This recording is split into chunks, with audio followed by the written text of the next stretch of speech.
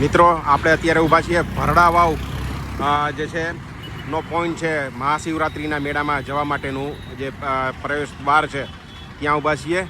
આ વર્ષે મેળો અહીંથી આપણે શરૂ થશે એમ કહીએ તો ખોટું નથી, એટલા માટે કે અત્યારે જે વાહનો આજે દેખાય છે આવતીકાલથી ફક્ત જે છે સવારના મર્યાદિત સમય માટે અનક્ષેત્ર ઉતારા વેપારીઓ માટેના માલસામાનના અને જે છે આવશ્યક સેવા સિવાય અન્ય કોઈના વાહનોને જવા દેવામાં આવશે નહીં. ખાનગી તમામ વાહનો જે છે અહીંથી અટકી જશે. અહીંથી લોકોએ ભવનાથ સુધી ચાલીને જવાનું રહેશે.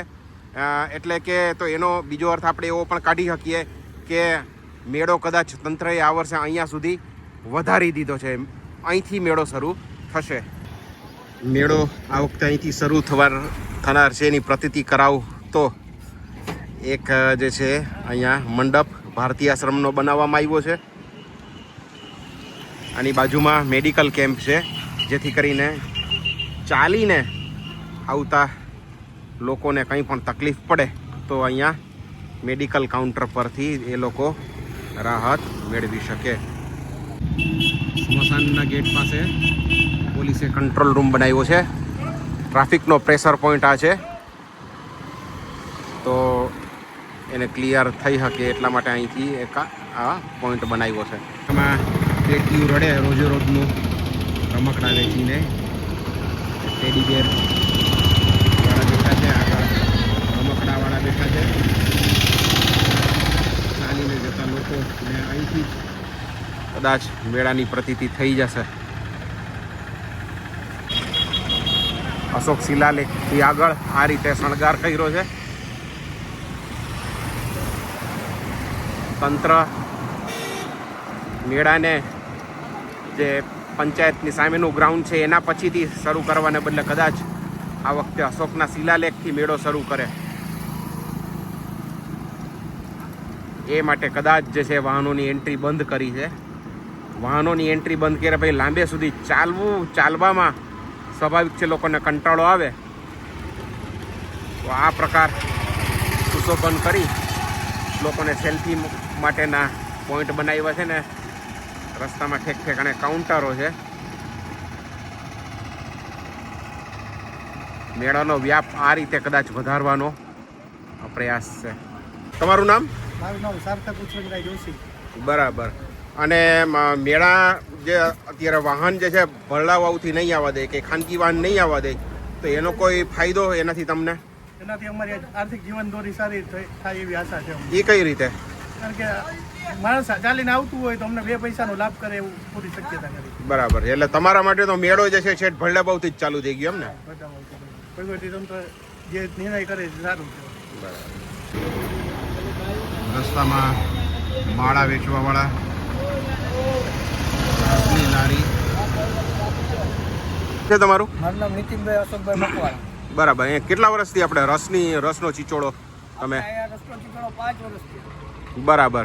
તો આ વર્ષે એમાં કંઈ ફાયદો થશે? આ વાહન બંધ કર્યા ને હાલીને માણસ આવે તો ધંધો સારો થાય ને. બરાબર. એનો ફાયદો સીધો તમને મળી શકે. બરાબર. વાળાદ્રીનો ઉતારો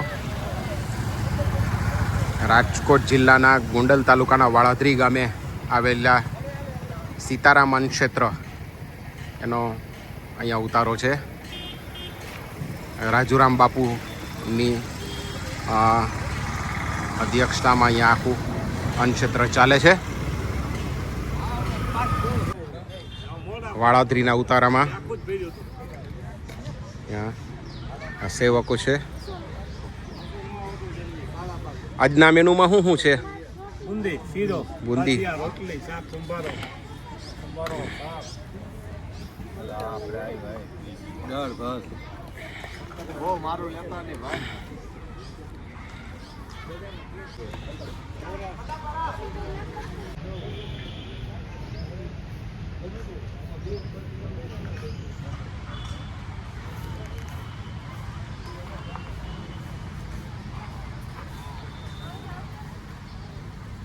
મેળાના આગલે દિવસે પણ અહીંયા જે આવી ગયેલા જે સેવકો અને ભાવિકો છે મેળામાં અલગ અલગ જગ્યાએ નાના નાના વેપારીઓ રાહદારીઓ એઓ પણ અહીંયા ભોજન લેતા હોય છે, ભોજન પ્રસાદ. જબરદસ્ત સમિયાણો બાંધ્યો છે અહીંયા. હા. બાપુ છે જોયું? આપનું નામ? અરવિંદભાઈ. અચ્છા.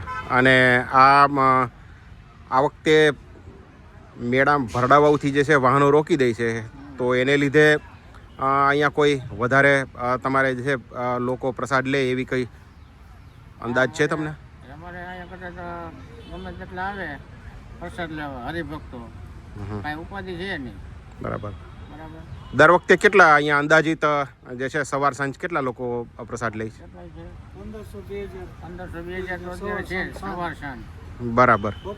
બપોર સવારે નાસ્તો, ગાંઠિયા, જલેબી અને ચા બરાબર. અને રોટલી, અને બપોરે આખું ભાણું. એટલે ચાલુ મેળા દરમિયાન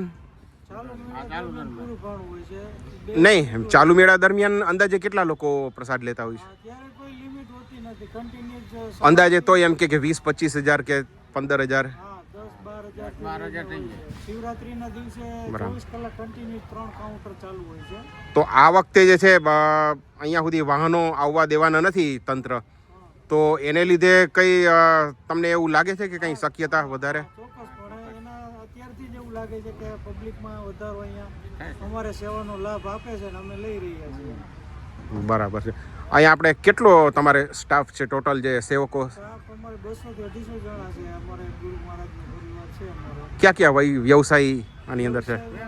ખેતીવાળા છે, પછી ધંધાવાળા છે, પછી નોકરિયાત છે, કારખાનાવાળા, ઇન્ડસ્ટ્રી વાળા છે, પ્રાઇવેટ લિમિટેડ કંપની વાળા છે. બરાબર દરેક છે. પ્રકારના માણસો અહીંયા સેવામાં અલગ અલગ પ્રકારનો વ્યવસાય ધરાવે છે. બરાબર. બધા તમામે તમામ ફૂલ ફેમિલી સાથે અહીંયા સેવા કરવામાં આવે. મેનુમાં શું હોય છે?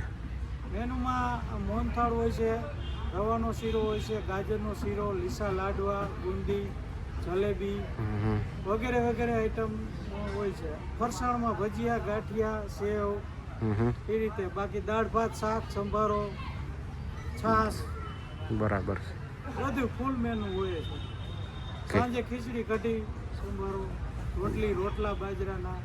ઓકે.